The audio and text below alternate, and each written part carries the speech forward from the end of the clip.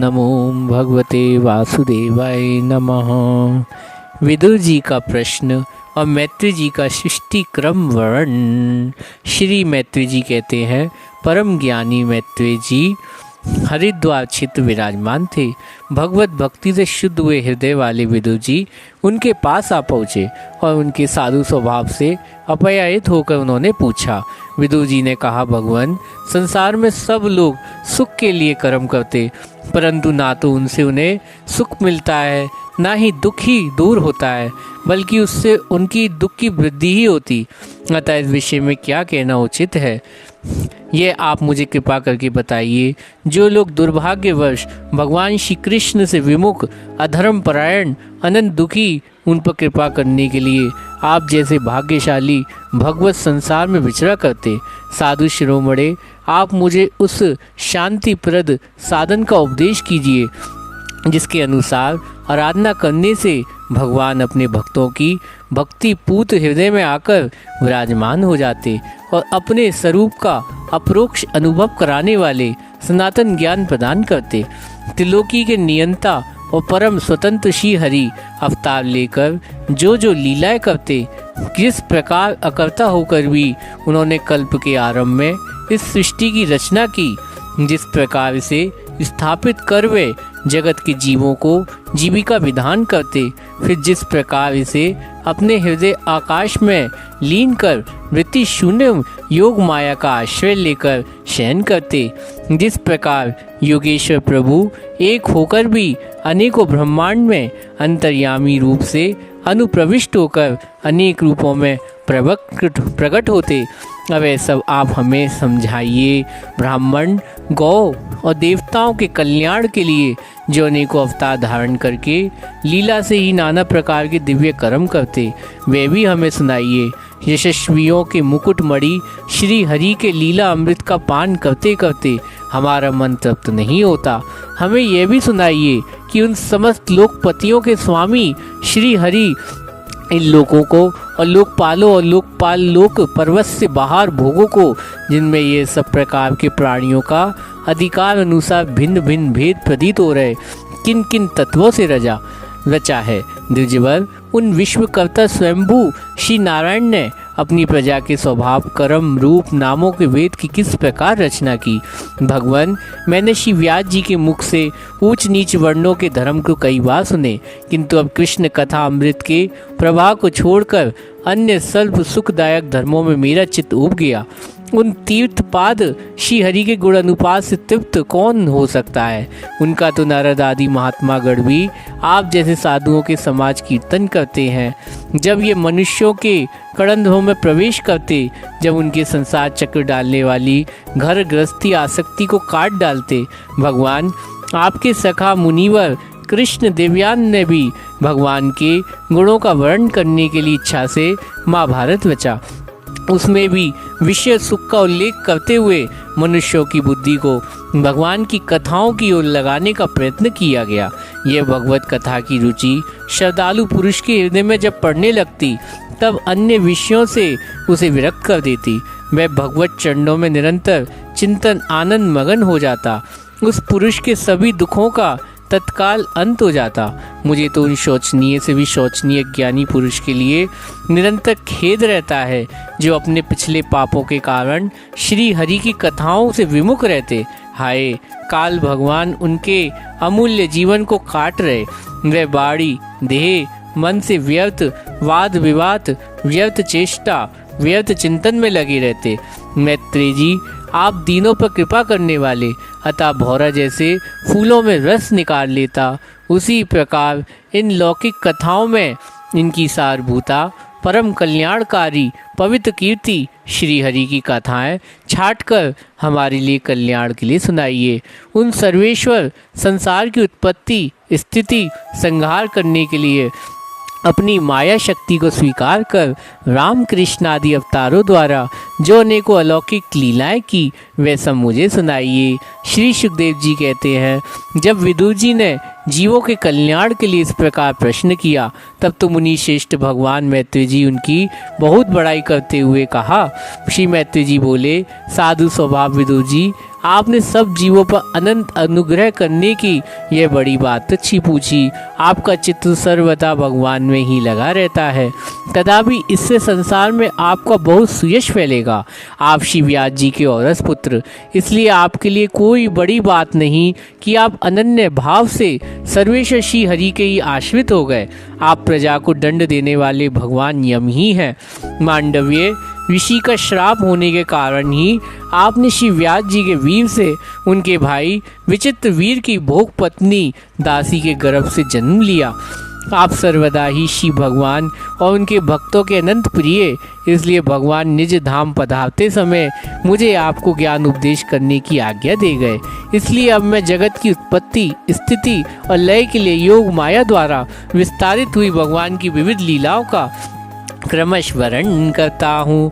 सृष्टि चक्र अनुसार समस्त आत्माओं के आत्मा एक पूर्ण परमात्मा, न दृष्टा न दृश्य। सृष्टि काल में अनेक वृत्तियों वेदों से जो अनेकता दिखाई पड़ती, तो वे वही थे। उनकी इच्छा अकेले रहने की थी। वे ही दृष्टाओं का देखने लगे, परंतु उन्हें दृश्य दिखाई नहीं पड़ा, क्योंकि उस समय वे आदित्य रूप प्रकाशित हो रहे। ऐसी अवस्था में वे अपने को असत्य समान समझने लगे। वस्तुतः वे असत्य नहीं थे, क्योंकि उनकी शक्तियाँ सोई थीं, उनके ज्ञान का लोप नहीं हुआ था। यह दृष्टा दृश्य अनुसाधन करने वाली शक्ति कार्य कारण रूपा माया है। माँ भाग विदुर जी, इस भाव स्वरूप अनिवर्चनीय माया के द्वारा ही भगवान ने विश्व का निर्माण किया। काल शक्ति जब ये तिगुमयी माया शोभ को प्राप्त हुई, तब उन इंद्रियतीत चिन्मय परमात्मा अपने अंश पुरुष रूप से उसमें चिदाभास रूप बीज स्थापित किया। तब काल की प्रेरणा से उस अव्यक्त माया से महतत्व प्रकट हुआ। वह मिथ्या ज्ञान का नाशक होने के कारण विज्ञान स्वरूप अपने में सूक्ष्म रूप स्थित प्रपंच की अभिव्यक्ति करने वाला। फिर चिदाभास गुण काल के अधीन इस महतत्व भगवान की दृष्टि पड़ने पर इस विश्व की रचना करने के लिए अपना रूपांतर किया। महतत्व विकृत होने पर अहंकार की उत्पत्ति हुई, जो कार्य अधिभूत कारण अध्यात्म कर्ता अधिदेव रूप होने के कारण भूत इंद्रिय मन का कारण वह अहंकार वैकारिक सात्विक तेजस राजस तामस भी तीन प्रकार का। अतः तत्व विकार होने पर विकारिक अहंकार मन जिससे विषयों का ज्ञान होता वे इंद्रिय अधिष्ठाता देवता हुए। तेजस अहंकार ज्ञान इंद्रिय कर्म इंद्रिया हुई। तामस अहंकार सूक्ष्म भूतों के शब्द मात्र हुए। उनमें दृष्टांत रूप से आत्मा का बोध कराने वाला आकाश उत्पन्न हुआ। भगवान की दृष्टि जब आकाश पर पड़ी, तब उससे फिर काल माया चिदाभास योग के स्पर्श मात्र हुआ। उससे विकृत होने पर उससे वायु की उत्पत्ति हुई। अनंत बलवान वायु आकाश के सहित विकृत होकर रूपांत मात्र की रचना की। उससे संसार का प्रकाश तेज उत्पन्न हुआ। फिर परमात्मा की दृष्टि पड़ने पर वायु युक्त तेज ने काल माया चिंदश के योग विकृत होकर रसंत मात्र के कार्य जल को उत्पन्न किया। तदंतर तेज से युक्त जल के ब्रह्मा का जल को उत्पन्न किया। जल से ब्रह्मा का दृष्टिपात होने के कारण काल माया चिंदश के योग से गुणमयी पृथ्वी उत्पन्न किया। विदुर जी, इन आकाश आदि भूतों में जो भूत पीछे पीछे उत्पन्न हुए, उनमें क्रमश अपने पूर्व भूतों के गुण अनुगत समझने चाहिए। ये महतादि अभिमानी विकार विपेक्ष चेतना श्री विशिष्ट देवगण श्री भगवान के ही अंश है, किंतु पृथक पृथक रहने के कारण जब वे विचरना रूप अपने कार्य में सफल नहीं हुए, तब हाथ जोड़कर भगवान से कहने लगे। देवताओं ने कहा, देव, हम आपके चरण कमलों की वंदना करते। ये अपनी शरण में आए हुए जीवों को ताप दूर करने के लिए छत्र के समान तथा इनका आश्रय लेने से यतिजन अनंत संसार दुख को सुगमता से दूर फेंक देते। जगत कर्ता जगदीश्वर, इस संसार में ताप त्रय से व्याकुल रहने के कारण जीवों को जरा भी शांति नहीं मिलती। इसलिए भगवान हम आपके चरणों की ज्ञानमयी छाया का आश्रय लेते। मुनिजन एकांत स्थान में रहकर आपके मुख कमल का आश्रय लेने वाले वेद मंत्र रूप पक्षियों के द्वारा जिसका अनुसाधन करते रहते तथा जो संपूर्ण पाप नाशनी नदियों में श्रेष्ठ श्री गंगा जी के उद्गम स्थान आपके उन परम पावन पाद पदों का हम आश्रय लेते। हम आपके चरण कमलों के उस चकाचौक आश्रय ग्रहण करते हैं जिससे भक्तजन श्रद्धा और श्रवण कीर्तन आदि रूप भक्ति से परिमार्जित अंतकरण धारण कर वैकुंठ धाम पहुँच जाते और वैराग युक्त ज्ञान के द्वारा परम धीर हो जाते। ईश आप संसार की उत्पत्ति स्थिति और संसार के लिए अवतार धारण करते, अतः हम आपके उन चरण कमलों की शरण लेते जो अपना स्मरण करने वाले भक्तजनों पर अभय कर देते।